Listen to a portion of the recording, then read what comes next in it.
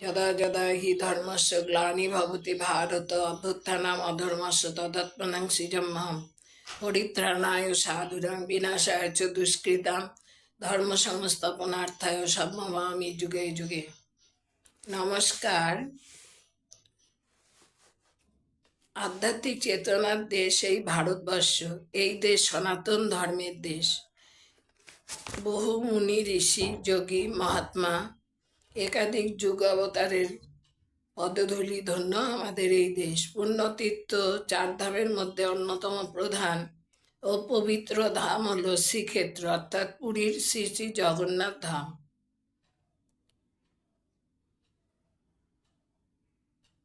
প্রভু জগন্নাথ দেব সমগ্র সনাতন ধর্মের আবাল বৃদ্ধ বনিতার অত্যন্ত আপনজন।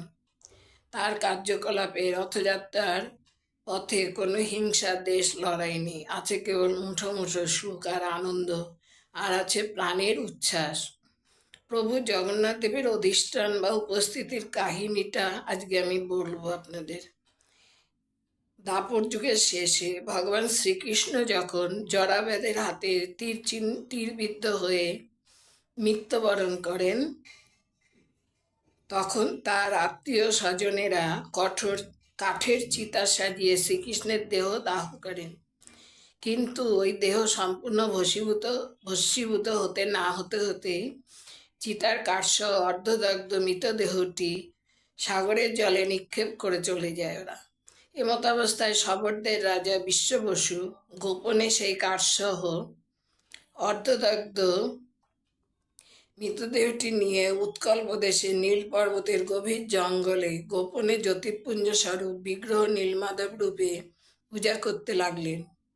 এদিকে ভগবান বিষ্ণু উৎকলের রাজা ইন্দ্রদুম্নকে স্বপ্নাদেশে জানালেন যে তিনি যেন উক্ত অর্ধনগ্ন মৃতদেহ কাঠসহ নিয়ে গিয়ে পুরী ধামে তার মূর্তি তৈরি করে পূজার আয়োজন করেন। স্বপ্নাদেশ পাওয়ার পর রাজা ইন্দ্রদুম্ন বড়ই ব্যাকুল হয়ে পড়লেন, কারণ সেই কাঠটি ঠিক কোথায় আছে বা কিভাবে তাকে সংগ্রহ করতে হবে এটা ভেবে অস্থির হয়ে পড়লেন। রাজা ইন্দ্রদুম্ন তার সভায় পণ্ডিতদের বিভিন্ন দেশে পাঠাতে লাগলেন, কারণ সঠিক স্থানে তখন রাজা ইন্দ্রদুম্ন জানতে পারেনি সঠিক স্থানটা। সভা পরিষদ তথা বিদ্যাপতি নামে এক পণ্ডিত নীলমাধব বিগ্রহকে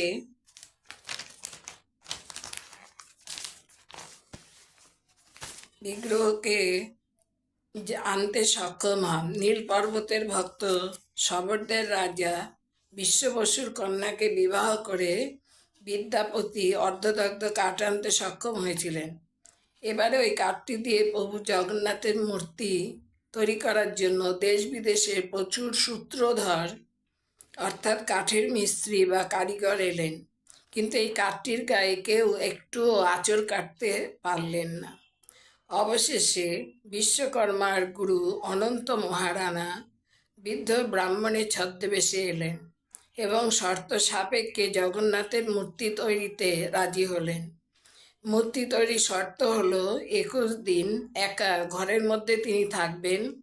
মূর্তি তৈরির সময় ঘরের দ্বার বন্ধ থাকবে। মূর্তি তৈরি করার সময় ওই ঘরে কেউ ঢুকতে পারবে না, এমনকি স্বয়ং রাজাও নয়।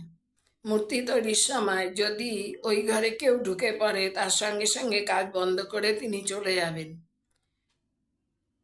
অনন্ত রানা রাজা ইন্দ্রদুম্ন শর্তে রাজি হলেন। মহারানা মূর্তি তৈরির কাজে হাত দিলেন।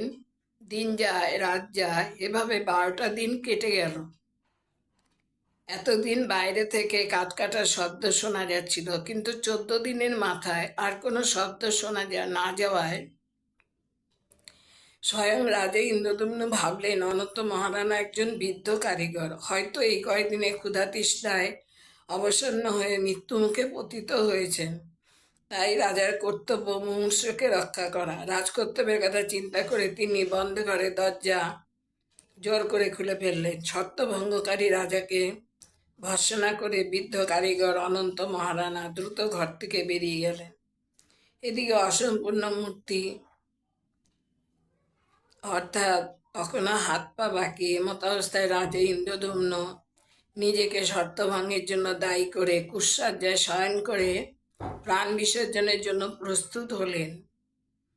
এমন সময় প্রভু জগন্নাথ রাজাকে স্বপ্নে আদেশ দিলেন, তোমার কোনো দোষ নেই। তিনি বললেন, তোমার কোনো দোষ নেই, যা হয়েছে সবই আমার ইচ্ছায়, কারণ এই রূপেই সেবা গ্রহণ করব।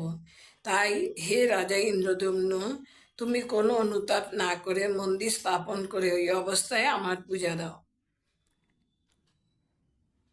আনুমানিক 1161 খ্রিস্টাব্দে বর্তমান পুরীর জগন্নাথ মন্দির স্থাপিত হয়। আজ এই পর্যন্ত।